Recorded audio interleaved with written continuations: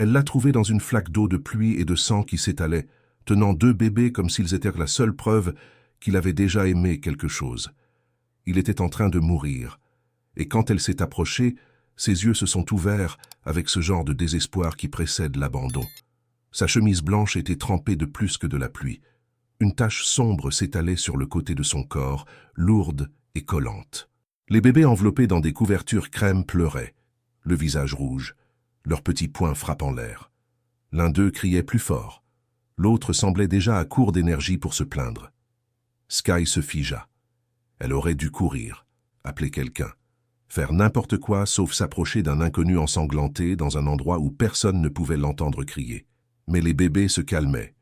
Ils s'affaiblissaient. « Tu les as entendus » murmura-t-il, le sang sur les lèvres. La pluie martelait le toit métallique au-dessus d'eux. La lumière orange de sécurité bourdonnait et tremblait, créant des ombres qui dansaient sur le mur. L'homme ne semblait pas à sa place ici. Ses chaussures brillaient encore, malgré les éraflures.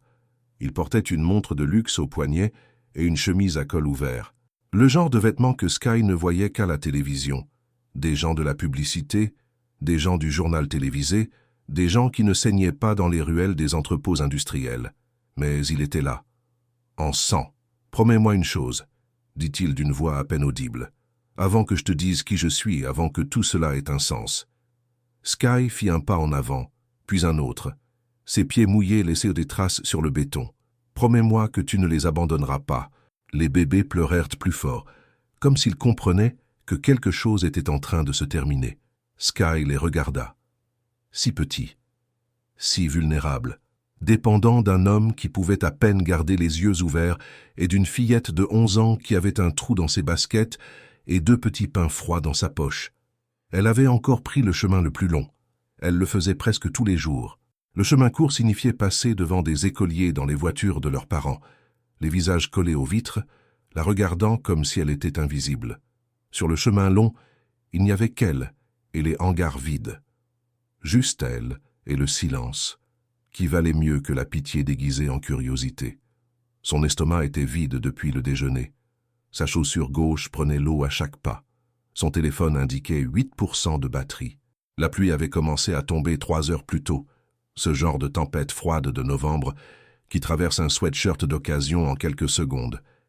Elle rentrait chez elle, chez sa grand-mère, pour quelque chose sur le feu qui serait peu, mais suffisant si elles faisaient attention toutes les deux. Mais c'est alors qu'elle entendit les pleurs.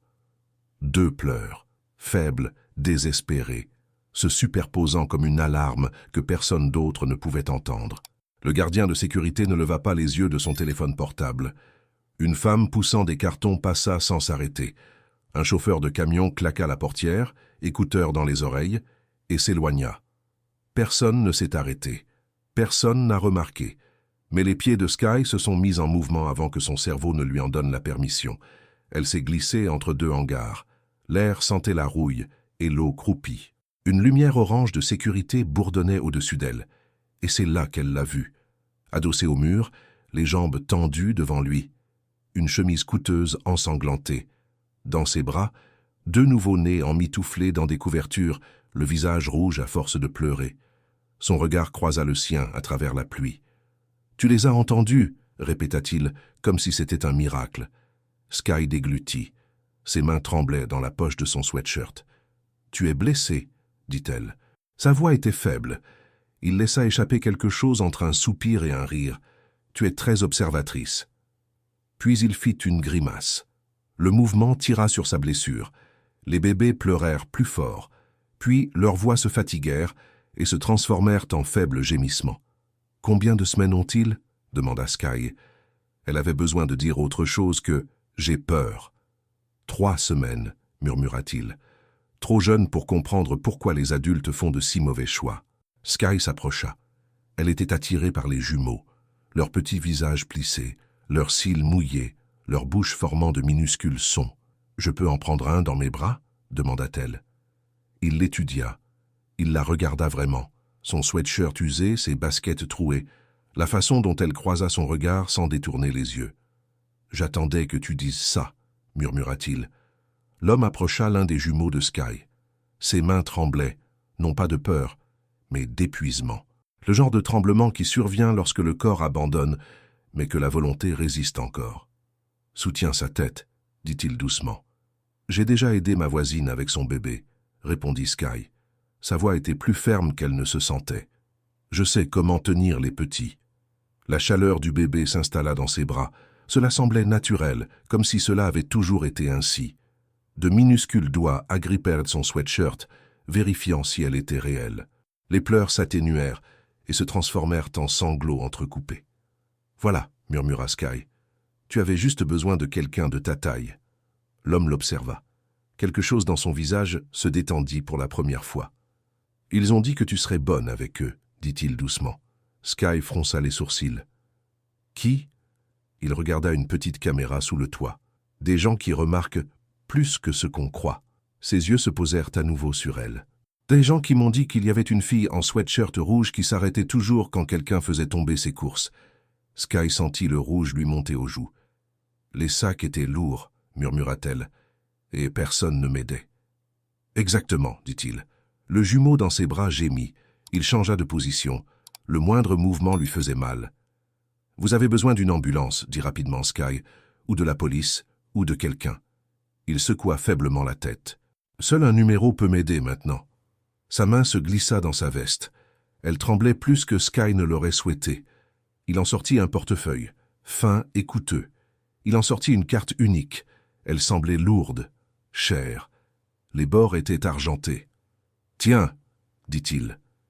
Sky fut un peu déconcertée. Elle devait tenir le bébé et la carte en même temps.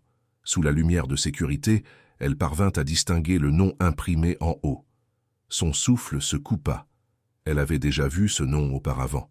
Sur les écrans géants du centre-ville, sur les panneaux de dons à l'école, sur la petite télévision de la salle d'attente de la clinique, un milliardaire de la technologie, celui dont les professeurs parlaient lorsqu'ils évoquaient l'innovation et le changement du monde. « Vous êtes ce type, » lâcha-t-elle, « celui des publicités. » Il esquissa un petit sourire. C'est une façon de le dire. Les deux bébés se mirent à pleurer en même temps, comme de minuscules alarmes qui se déclenchent. « Odo, » dit-il. Sa voix n'était plus qu'un murmure à présent. « Il y a un numéro, il n'est pas public, appelez-le. Dites où nous sommes. Dites que vous êtes avec moi et les jumeaux. »« Pourquoi pas toi ?» demanda Sky. Son regard s'assombrit. « Parce que tous ceux qui portent un uniforme ne travaillent pas dans ton intérêt, et tout le monde dans mon monde ne veut pas qu'on nous retrouve à temps. » Les doigts de Sky serrèrent la carte. « S'il te plaît, » ajouta-t-il. Sa voix était si faible à présent. « Promets-moi que tu ne les abandonneras pas. » Sky regarda les jumeaux. L'un dans ses bras, l'autre agrippé à sa chemise. Si petit, si vulnérable, si dépendant d'étrangers qui n'auraient pas dû se trouver là. « Je te le promets, » dit-elle. Sky changea la position du bébé et fouilla dans la poche arrière de son sweatshirt à la recherche de son téléphone portable. L'écran était fissuré. L'icône de la batterie indiquait qu'il était presque déchargé. « S'il te plaît, ne me lâche pas maintenant, » murmura-t-elle à l'appareil. Il essaya de rire et fit une grimace. « Tu parles à ton téléphone portable maintenant, » dit-il à voix basse. « Tu es vraiment une enfant de ce siècle. » Elle retourna la carte. Le numéro au dos n'était pas comme les autres numéros. Pas de logo, pas d'étiquette, juste des chiffres. « Je vais vraiment le faire, » se dit-elle. Et elle composa le numéro. La ligne ne sonna pas. « Qu'en est-il » demanda immédiatement une voix féminine, basse et maîtrisée. Sky cligna des yeux. « Bonjour ? Vous avez sa carte, » dit la voix. « Vous n'appelleriez pas si vous ne l'aviez pas. Est-il conscient ?» Elle regarda l'homme. Sa tête était penchée en arrière, les yeux fermés, les lèvres entr'ouvertes, respirant faiblement. « Mal, » murmura Sky. « Il a été abattu. Il y a du sang, et 2 bébés, et une mare, et... » La femme poussa un soupir aigu. « Bien sûr qu'il y a une mare, » murmura-t-elle. Puis sa voix se raffermit. « Écoutez-moi. Vous êtes sur les quais de chargement Est, c'est ça? Vous voyez un panneau qui indique D12 ?» Sky regarda autour d'elle. Un pochoir effacé sur le mur indiquait D11. « Presque, » dit-elle. « Bien, restez avec lui. Ne le déplacez pas. Les secours arrivent. Calmez les jumeaux si vous le pouvez. »« Comment connaissez-vous mon... » commença Sky. Puis elle se figea. « Mon nom ?»« Votre nom » compléta la femme. Sky serra le téléphone plus fort. Comment le savez-vous » murmura-t-elle. La voix de la femme s'adoucit légèrement, parce qu'il n'a jamais cessé de le répéter. La ligne fut coupée. Sky resta là, le téléphone toujours à la main, le bébé toujours dans les bras, regardant un homme qui était en train de mourir et qui, d'une manière ou d'une autre, connaissait son nom, qui avait des gens qui la surveillaient, qui avait choisi cet endroit, ce moment, cette fille. La pluie continuait de tomber, la lumière orange continuait de bourdonner, et quelque part dans l'obscurité, quelque chose de plus grand que ce que Sky pouvait comprendre se déplaçait vers elle, rapidement.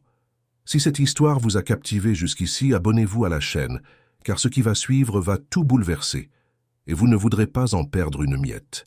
Les jumeaux se calmèrent peu à peu. Le rythme du balancement de Sky les apaisa. Le faible bourdonnement des camions au loin y contribua également. Le quartier des entrepôts devenait plus silencieux. Le quart de nuit signifiait moins de voix, plus de bruit de machines. La respiration de l'homme restait superficielle, mais régulière.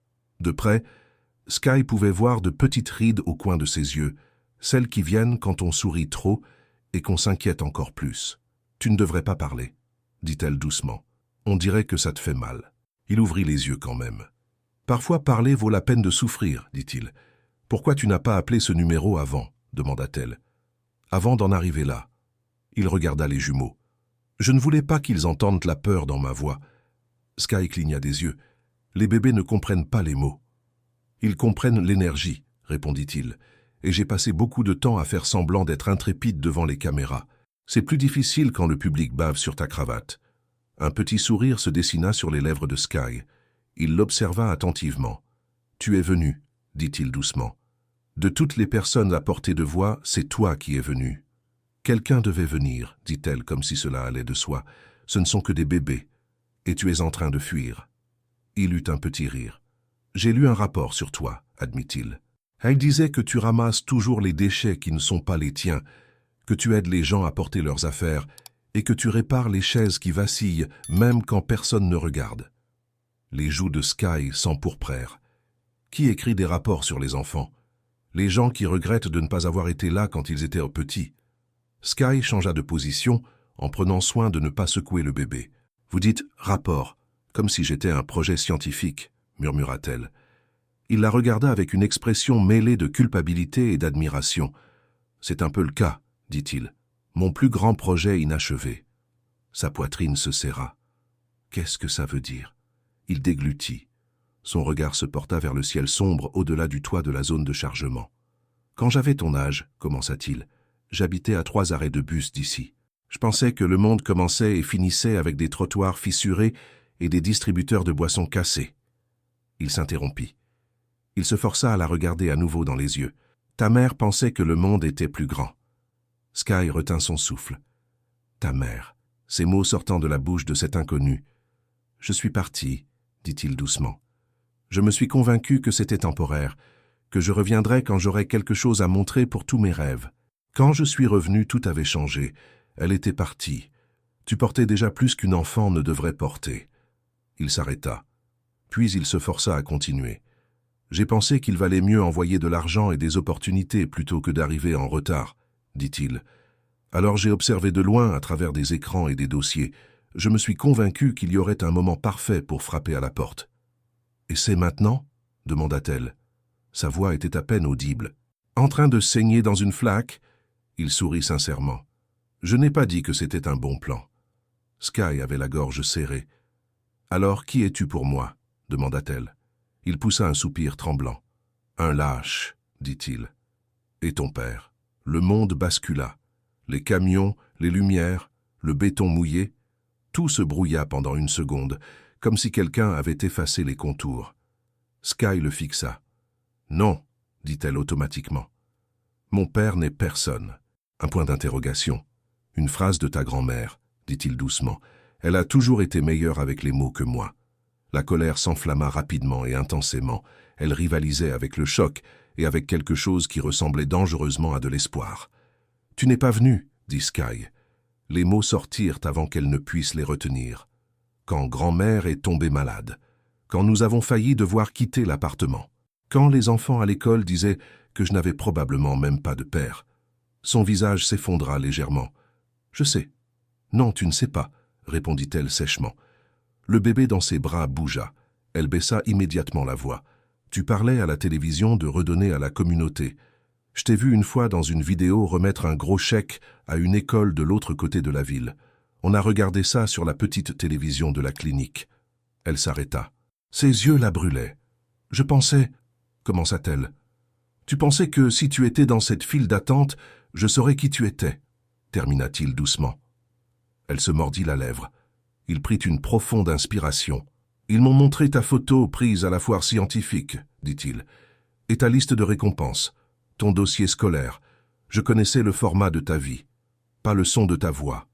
Une sirène retentit faiblement au loin, pas agressive, juste constante et se rapprochant. Il ferma brièvement les yeux. « Je ne demande pas pardon, dit-il. Je demande une chance de ne pas gâcher ce moment aussi. » La sirène s'intensifia. Elle se fraya un chemin à travers le bruit de la ville. Des lumières clignotaient au bout de la rue, pas aussi vives que celles d'une voiture de police. Douce, bleue, clignotant sur un véhicule élégant que Sky n'avait jamais vu auparavant. « Ce n'est pas une ambulance, dit-elle nerveusement. « C'est une sorte d'ambulance, répondit-il. « Privée. Trop cher. C'est comme ça que tu sais que c'est la mienne. » Le bébé bougea au son de cette nouvelle mélodie. Ce qui était dans les bras de Sky fit la moue. Elle le berça doucement, fredonnant doucement. C'était une mélodie que sa grand-mère chantait souvent, sans paroles et ancienne, comme si elle appartenait au passé. La portière de la voiture s'ouvrit. La même femme au téléphone en sortit. Elle se déplaçait rapidement, mais sans précipitation. Manteau sombre, chaussures pratiques, cheveux attachés en arrière. De tous les endroits où se faire tirer dessus, murmura-t-elle en s'agenouillant à côté de lui, tu as choisi une flaque d'eau dans une zone de chargement. Quel drame, dit-il en essayant de sourire. J'ai eu de l'aide. Son regard se porta sur Sky. La femme leva les yeux. Son regard croisa celui de Sky. Tu dois être Sky, dit-elle gentiment. Sky serra le bébé plus fort contre elle. Tout le monde répète mon nom, murmura-t-elle, comme s'il s'était entraîné. La bouche de la femme trembla. D'une certaine manière, nous nous sommes entraînés. Je m'appelle Amara. Je travaille avec lui. Et pour vous, apparemment. Avez-vous déjà eu l'impression que toute votre vie allait changer en un instant? Dites-nous dans les commentaires ce que vous ressentez en ce moment. Nous les lisons tous. L'intérieur du véhicule sentait le tissu propre et quelque chose de tranchant et de stérile.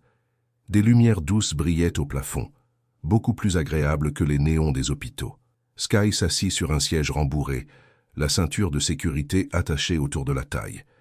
Les deux jumeaux se blottirent contre elle.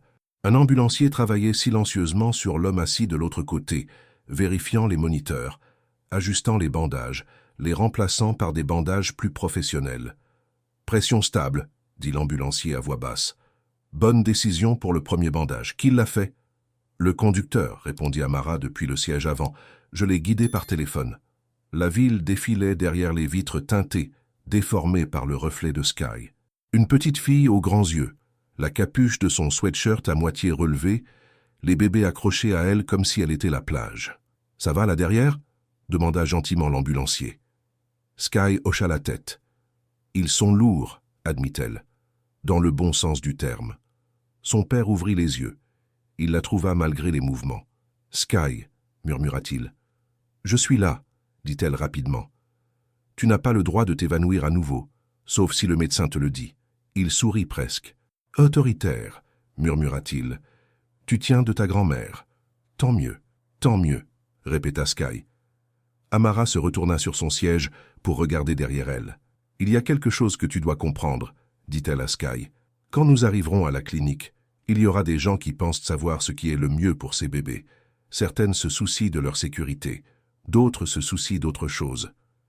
Comme l'argent, devina Sky. Et le pouvoir, ajouta Amara. Mais il a laissé quelque chose qui te donne ton mot à dire. On en parlera quand il sera stable. Sky déglutit. Je ne suis qu'une enfant. Le visage d'Amara s'adoucit. Tu es l'enfant qui s'est approché des pleurs. Cela te rend plus qualifié que la moitié des adultes que je connais. La clinique privée ne ressemblait à aucun hôpital que Sky connaissait. Pas de téléviseur clignotant dans un coin.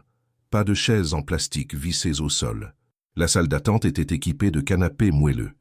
D'une fontaine à eau, de plantes qui étaient vraiment vivantes. Sky s'assit sur l'un des canapés, un jumeau dans chaque bras, leur petit corps chaud et endormi contre elle.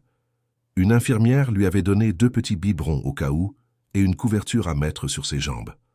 À travers une porte vitrée, elle pouvait voir des personnes en blouse blanche s'affairer autour du lit de son père. Son visage était pâle mais plus calme, entouré de machines qui émettaient un bip constant. Pas frénétique. Amara s'assit à côté de Sky, une tablette posée sur ses genoux. « Comment savait-il que j'étais là ?» demanda Sky à voix basse. « Toi et lui, avant que je n'appelle. » Amara toucha la tablette. Une image figée apparut, granuleuse, provenant d'une caméra de sécurité. Un sweatshirt rouge familier passant devant une caméra au début de la semaine. « Nous observons plus que ce qui est juste, » admit-elle. « Il m'a demandé il y a des années de garder un œil sur quelqu'un. Une fille qui aidait toujours les gens même quand personne ne l'aidait. » Sky eut mal au cœur. « Vous auriez pu m'en parler. »« Ce n'était pas mon choix, » répondit Amara. « Le mien était de te protéger à distance jusqu'à ce qu'il soit assez grand pour s'approcher. » Sky se redressa doucement. Elle ne voulait pas réveiller les jumeaux. « Il a choisi un moment bien étrange, » dit-elle. Les lèvres d'Amara se courbèrent. « Les gens ne changent pas dans des moments ordonnés, » dit-elle. « Ils changent quand tout est bouleversé. » Les heures s'écoulèrent. Un médecin finit par sortir, calme et fatigué. Il assura que l'opération s'était bien passée. La balle avait perdu tout ce qui aurait pu le tuer d'un seul coup. Il serait faible, souffrant, mais vivant. Plus tard, lorsque les jumeaux furent installés dans une chambre surveillée de la nurserie, Amara conduisit Sky dans un petit bureau à proximité. Des papiers étaient empilés de manière ordonnée sur la table. « Nous n'avons pas besoin d'en parler ce soir, » dit gentiment Amara. « Mais je lui ai promis de t'expliquer dès que tu serais prête. » Sky se glissa sur une chaise. Ses jambes se balançaient au-dessus du sol. « Je suis déjà impliquée, n'est-ce pas ?» dit-elle. « Mieux vaut connaître les règles. » Amara sourit légèrement. « Tu es mieux préparé que la plupart des adultes que j'ai vus assis sur cette chaise. » Elle déplia un document et le lissa. « Voici son testament, » dit-elle. « La version légale de ce qui se passera si les choses tournent mal. Certaines sections traitent des dons, des fondations, des détails ennuyeux mais importants. Cette partie-ci est celle qui nous intéresse ce soir. » Elle le montra du doigt. Sky se pencha. Là, au milieu du texte dense, se trouvait son nom complet. « Au cas où je deviendrais incapable ou décéderais, je nomme ma fille aînée, Sky, tutrice et protectrice morale de mes plus jeunes enfants et administratrice de mon héritage personnel, à condition qu'elle démontre de son plein gré sa volonté de les protéger en cas de danger ou de besoin. » « Ça fait beaucoup de mots, » dit Sky. Sa voix était faible. « Cela signifie, » répondit Amara, « que tu as déjà fait ce que ce document exigeait. » Certaines personnes dans son entourage pensaient que cette clause était symbolique, une façon de dire que le caractère compte sans avoir d'impact réel. Ils ne connaissaient pas ton nom. Ils ne pensaient pas que tu existais vraiment. Sky déglutit. Ils pensaient que j'étais inventé. Une histoire pour embellir ses discours, dit Amara. Un récit sur les racines et la responsabilité. Mais il a insisté. Et quand les avocats écrivent quelque chose suffisamment souvent, cela devient réel, que cela plaise ou non.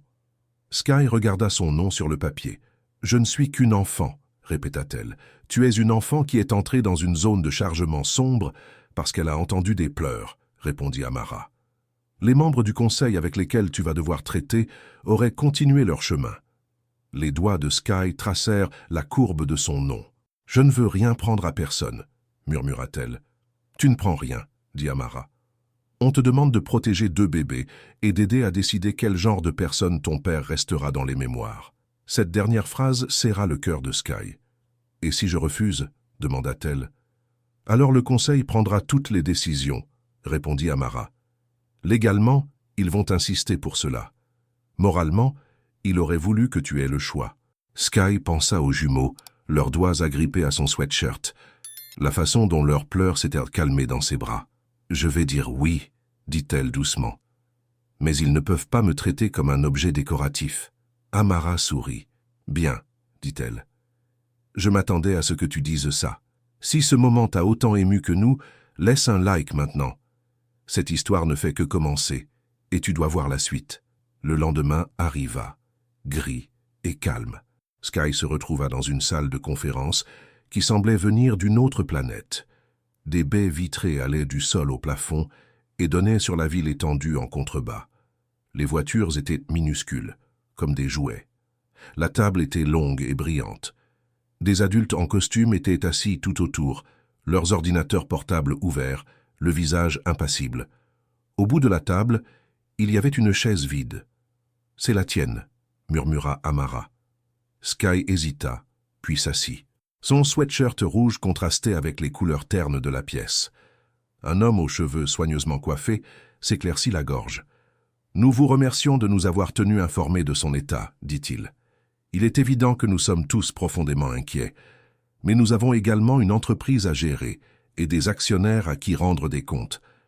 Les enfants doivent être pris en charge par des professionnels. Ils sont pris en charge par des professionnels, dit Amara doucement. Des professionnels médicaux, juridiques, émotionnels. C'est pour cela que Sky est ici. Plusieurs têtes se tournèrent vers elle. Certaines expressions étaient curieuses. D'autres étaient de l'agacement à peine dissimulé. « Elle est mineure, » dit une femme. « Il s'agit clairement d'une pression inappropriée. » Les doigts de Sky se crispèrent dans la poche de son sweatshirt. Elle toucha le bord de la carte qu'elle avait toujours sur elle. Son cœur battait fort, mais elle se souvint de ce qu'Amara avait dit. « Dis la vérité. »« C'est tout. Je suis ici parce que je vous ai entendu, » dit Sky. Sa voix était douce mais claire. Les jumeaux. Personne d'autre n'a entendu. Je me suis dirigé vers eux alors que j'aurais pu rentrer chez moi. Elle s'arrêta. C'est la seule raison pour laquelle je suis dans cette pièce. Je ne suis pas ici pour prendre le poste de quelqu'un. Je suis ici pour m'assurer qu'ils ne s'en prendront pas à d'autres personnes qui les entendent. Pendant un moment, personne ne parla. Puis, de manière surprenante, un membre plus âgé du conseil fit un léger signe de tête. Bien dit. La réunion a duré plus longtemps que n'importe quel cours auquel Sky avait déjà assisté. Les adultes ont utilisé des mots tels que obligation fiduciaire, image publique et communication de crise. Amara lui chuchotait les passages importants lorsqu'elle le pouvait. Pendant tout ce temps, Sky continuait à penser à des choses plus simples. La façon dont son jumeau avait agrippé le cordon de son sweatshirt, la façon dont les mains de sa grand-mère tremblaient lorsqu'elle était fatiguée, la façon dont son père avait murmuré son nom comme s'il s'agissait de quelque chose de précieux, plutôt que d'un mot qu'il avait évité pendant des années. À un moment donné, un homme plus jeune a regardé Sky droit dans les yeux. « Avec tout le respect que je vous dois, vous avez 10 ans. Ne pensez-vous pas que ces décisions vous dépassent ?» Ses joues s'embrasèrent. Elle aurait voulu disparaître sous la table, mais alors elle imagina les petits visages des bébés. « Parfois, les personnes les plus proches du sol voient les choses en premier, » dit-elle. « Comme quand un bébé est sur le point de rouler du canapé. Certaines personnes ont ri. Pas méchamment. Et ce n'est pas seulement une question d'argent, » a-t-elle ajouté. « C'est aussi ce qu'ils liront quand ils chercheront son nom un jour. Je ne veux pas que les premiers résultats soient des gens qui discutent pour savoir qui est devenu le plus riche. » Cela a fait mouche.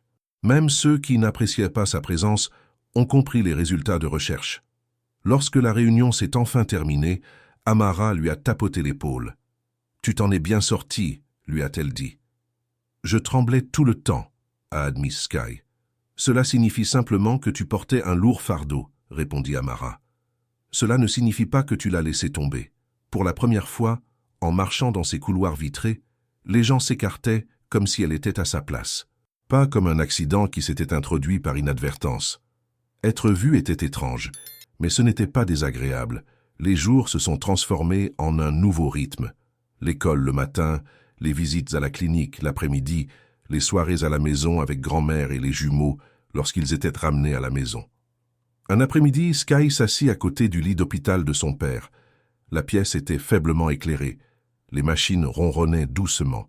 Il avait meilleure mine maintenant, même s'il bougeait encore comme si chaque respiration lui rappelait de faire attention. « Tu sais, dit-il, mon conseil est très confus à ton sujet. » Sky épluchait une orange dans une serviette. « Eh bien, dit-elle, les gens confus disent moins de choses négatives à voix haute. » Il rit, puis fit une grimace et appuya doucement sa main sur son flanc. « Ne me fais pas trop rire. »« Désolé, dit-elle, sans paraître repentante. » Il l'observa un instant. « Ah, parle-moi de ton école, dit-il. Pas de tes notes, des gens. » Alors elle lui raconta. Elle lui parla de la fille qui dessinait toujours sur ses mains, plutôt que sur du papier. du garçon qui faisait semblant de s'en moquer, mais qui pleura quand son projet échoua, de la professeure qui restait tard pour donner des cours de rattrapage à tous ceux qui le demandaient, même quand ses yeux étaient fatigués. « Et toi ?» demanda-t-il doucement. « Où te situes-tu dans ce puzzle ?» Sky réfléchit. « Je suis celle qui remarque quand quelqu'un est assis seul, » dit-elle finalement, « et quand le couloir sent le dégât des eaux avant d'être inondé, et quand la directrice est plus stressée qu'elle ne l'admet. Cela ressemble à du leadership, murmura-t-il. Cela ressemble à de l'observation, rétorqua-t-elle. C'est la même chose si vous l'utilisez correctement. Sky regarda le bandage sous son tablier et pensa qu'il utilisait peut-être enfin son observation à bon escient lui aussi. Les jumeaux venaient de visiter la clinique plus souvent à mesure qu'il allait mieux. Un après-midi, la lumière du soleil pénétrait à travers les stores. La petite pièce semblait presque confortable. La grand-mère était assise dans un coin, tricotant quelque chose avec du fil coloré. Amara roulait un document, mais ses yeux revenaient sans cesse vers la porte. Sky était allongé sur le lit, prenant soin de ne pas bouger du côté blessé. Un jumeau était perché sur chaque genou. Il babillait des syllabes sans queue ni tête, essayant des sons comme s'il s'agissait d'un nouveau jouet. « Da » piailla l'un d'eux en tapotant sa jambe. « Coupable » dit-il en levant la main. « Babe » ajouta l'autre en attrapant la manche de Sky. « Presque » sourit-elle, « mais c'est mouton. » Ils continuèrent. « Gaga, Nana, Mama » Puis l'un d'eux regarda Sky avec une concentration surprenante, comme s'il la reconnaissait non seulement comme un giron chaleureux, mais aussi comme une personne avec un nom. « Sky » tenta le jumeau. Sa langue trébucha. Sky se figea. « Allez, tu peux le faire, mon chéri » murmura la grand-mère. « Ski » réussit le bébé. Le son du milieu était instable mais clair. Les yeux de Sky se remplirent de larmes. « Tu as bien entendu » dit-elle, la voix brisée. Son premier vrai mot. « Difficile à manquer » répondit son père, les yeux brillants. « Et ils t'ont choisi. » L'autre jumeau, ne voulant pas être en reste, tapota son sweatshirt de ses deux petites mains. « Sky » crièrent-ils plus brièvement, mais avec le même enthousiasme. Sky rit et pleura en même temps. Les jumeaux lui tapotèrent les joues avec une inquiétude maladroite, comme s'ils l'avaient brisée et essayaient de la réparer. « Vous ne m'avez pas brisée, » murmura-t-elle. « Vous m'avez rendue réelle. » Son père lui tendit la main et serra la sienne. « Tu l'as toujours été, » dit-il. « Nous sommes juste en train de te rattraper. Si cette partie vous a vraiment touché, vous pouvez soutenir notre chaîne avec un super thanks. Cela fait toute la différence pour que nous continuions à vous proposer des histoires qui comptent. Et si vous n'êtes pas encore abonné, c'est le moment. 5 ans ont passé comme les pages d'un livre. Sky avait maintenant 18 ans. Elle avait obtenu son diplôme d'études secondaires. Des lettres d'acceptation à l'université s'empilaient sur son bureau. Les jumeaux avaient 10 ans, grands, bruyants, obsédés par le football et les jeux vidéo. Son père avait maintenant les cheveux grisonnants et des rides d'expression autour des yeux. Il s'était éloigné de l'entreprise pour se concentrer sur la fondation. Sa grand-mère se déplaçait plus lentement, mais son esprit était toujours vif. Elle tricotait encore. Elle faisait toujours le meilleur ragoût. Elle appelait toujours Sky bébé, même si elle était plus grande maintenant. C'était le 10e anniversaire des jumeaux. La fête avait lieu dans le même parc où la tentative d'enlèvement avait eu lieu des années auparavant. C'était Sky qui l'avait suggéré. « Tu es sûr ?» avait demandé son père. « Je suis sûr » avait-elle répondu. On ne laisse pas les mauvais souvenirs dominer les bons endroits. Ils y étaient donc retournés. Ballons, gâteaux, amis d'école. Patricia et Robert étaient revenus aussi. Amara aussi. Torres désormais à la retraite, mais toujours membre de la famille. Les jumeaux ont couru partout avec leurs amis, jouant à chat, faisant du bruit, étant vivants. Sky s'est assise sur un banc avec Mia. « Tu arrives à croire que ça fait 10 ans ?» a demandé Mia. « Certains jours, oui, » a répondu Sky. D'autres, on dirait que c'était hier. « Qu'est-ce que tu vas étudier ?» a demandé Mia. « Tu ne l'as jamais dit. »« Le travail social, » a répondu Sky. « La défense des enfants, plus précisément. »« Bien sûr que ce sera ça, » a dit Mia avec un sourire. « C'est tout toi. » Marcus les a rejointes. Il était grand maintenant et allait à l'école d'ingénieur. « C'est l'heure du discours, » a-t-il annoncé. Le père de Sky lui avait demandé de dire quelques mots. Elle avait résisté, mais avait finalement accepté. Elle se leva et demanda l'attention de tous. Tout le monde se rassembla. Les jumeaux à l'avant, le visage couvert de gâteaux. Il y a 10 ans, commença Sky, j'ai pris le chemin le plus long pour rentrer chez moi. J'ai entendu des pleurs. Et j'ai fait un choix qui a tout changé. Elle regarda les jumeaux. Vous aviez tous les deux 3 semaines. Vous étiez minuscules, sans défense, dépendant d'un homme effrayé et d'une fille affamée pour découvrir les choses. Les jumeaux sourirent. Ils avaient entendu cette histoire 100 fois. Nous n'étions pas une famille à l'époque, continua Sky. Nous étions juste des personnes dans la même situation terrible. Mais nous sommes devenus une famille, pas à cause du sang, pas à cause de l'argent, mais parce que nous nous sommes choisis les uns les autres chaque jour, même quand c'était difficile, surtout quand c'était difficile. Elle fit une pause. J'ai appris quelque chose dans cette zone de chargement, quelque chose que je veux partager avec vous tous ici. Elle regarda autour d'elle les visages qui l'observaient. Le monde est plein de pleurs, des gens qui ont besoin d'aide, des situations qui semblent impossibles, et la plupart des gens passent leur chemin. Non pas parce qu'ils sont méchants, mais parce qu'ils ont peur, ou parce qu'ils sont occupés, ou parce qu'ils sont convaincus que quelqu'un d'autre va s'en occuper. Elle s'est à nouveau interrompue. Mais quelqu'un doit aller vers les pleurs. Quelqu'un doit s'arrêter. Quelqu'un doit aider. Et ce quelqu'un, ça pourrait très bien être vous. Un des jumeaux leva la main. On peut manger du gâteau maintenant. Tout le monde rit. Oui, dit Sky. On peut manger du gâteau maintenant. Après le gâteau, après les cadeaux, après la fin de la fête, Sky se rendit à l'endroit exact. L'endroit où les hommes de Cole avaient tenté d'enlever les faux jumeaux. Son père la trouva là. « Ça va ?» demanda-t-il. « Ça va », répondit-elle. « Je me souviens, c'est tout. Cette journée a été terrifiante, dit-il. « Mais nous avons survécu, répondit Sky.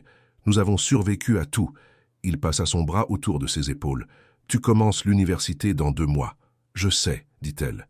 Les jumeaux vont me manquer. »« Tu seras à 1 heure de route, dit-il. Je viendrai te rendre visite tous les week-ends. Ils vont quand même te manquer, dit-il. Moi aussi. Elle s'appuya contre lui. Tu t'en sortiras très bien. Tu fais ce boulot de papa depuis des années maintenant. Tu es plutôt doué pour ça. J'ai eu une bonne professeure, dit-il. Grand-mère, demanda Sky. Toi, corrigea-t-il. Ils restèrent dans un silence confortable. Tu regrettes, demanda-t-il doucement.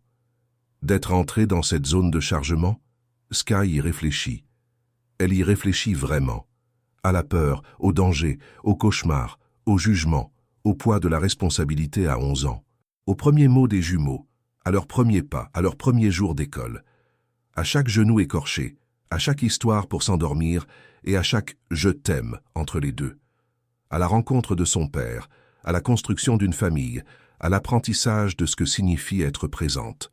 « Non », dit-elle fermement, « je ne regrette rien, même les moments difficiles. Tant mieux, dit-il, moi non plus. Vous savez, il y a quelque chose dans le fait d'entendre quelqu'un pleurer que la plupart des gens ne comprennent pas. Il ne s'agit pas seulement des bébés. Il s'agit de toute personne qui a besoin d'aide, mais ne sait pas comment la demander. Il s'agit de remarquer quand quelqu'un se débat, même s'il sourit. Il s'agit de s'arrêter quand tout le monde continue d'avancer. Vous avez probablement déjà entendu des pleurs dans votre propre vie, peut-être pas littéralement. Mais ce genre de silence pesant que quelqu'un porte en lui, ce regard de quelqu'un qui est sur le point d'abandonner, cette personne assise seule parce que personne d'autre ne l'a remarqué. Et vous avez le choix, le même que Sky a eu. Vous pouvez continuer à marcher, personne ne vous jugera pour cela, tout le monde le fait. Ou vous pouvez tourner la tête, vous approcher, demander si tout va bien, offrir votre aide même lorsque cela vous dérange. Parce que parfois tout ce dont quelqu'un a besoin, c'est de savoir qu'il y a une personne qui s'est arrêtée, qui a écouté, qui s'est souciée suffisamment pour venir. L'histoire de Sky n'est pas celle d'une héroïne, c'est celle d'un être humain, d'être compatissant alors qu'il serait plus facile d'être indifférent, de s'approcher de ceux qui pleurent alors que tout le monde s'éloigne. Et le plus important, elle n'était qu'une enfant, avec une chaussure trouée, affamée, effrayée. Elle n'avait pas de super-pouvoir. Elle avait juste de l'empathie. Et parfois, c'est tout ce dont le monde a besoin. Si vous êtes arrivé jusqu'ici, c'est parce que cette histoire vous a touché d'une manière ou d'une autre. Et cela signifie tout pour moi. Merci d'avoir laissé ces mots vous toucher. Merci d'avoir ressenti la même chose. Merci de vous souvenir qu'il existe encore des gens qui s'arrêtent lorsqu'ils entendent des pleurs. Vous n'êtes pas seul. Et si vous souhaitez poursuivre ce voyage avec nous, une autre vidéo vous attend. Une autre histoire, une autre personne qui a choisi de se diriger vers les pleurs. Cliquez et venez avec moi, car des histoires comme celle-ci nous changent. Une à la fois.